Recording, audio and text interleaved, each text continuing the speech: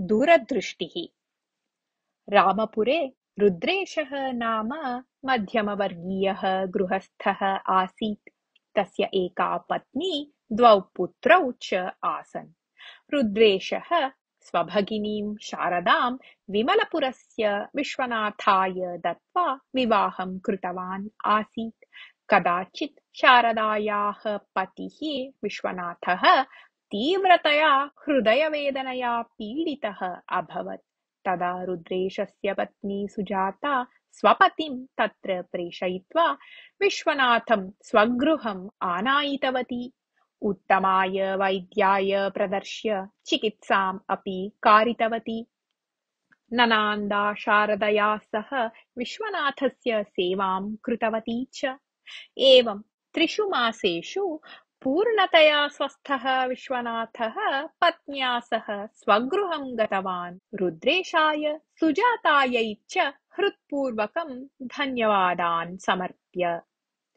भगिन्याः गमनानन्तरं कदाचित् भोजनोत्तरं पत्न्या सह सम्भाषमाणः रुद्रेशः तां पृष्टवान्, ननान्दु, तस्याः पत्युः च विषये भवती असदृशीं प्रीतिं प्रदर्शितवती अस्ति।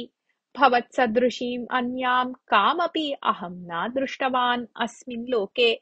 भवत्याः एतादृशं वात्सल्यभावं दृष्ट्वा मम महान् आनन्दः जातः अस्ति इति उक्तवान्।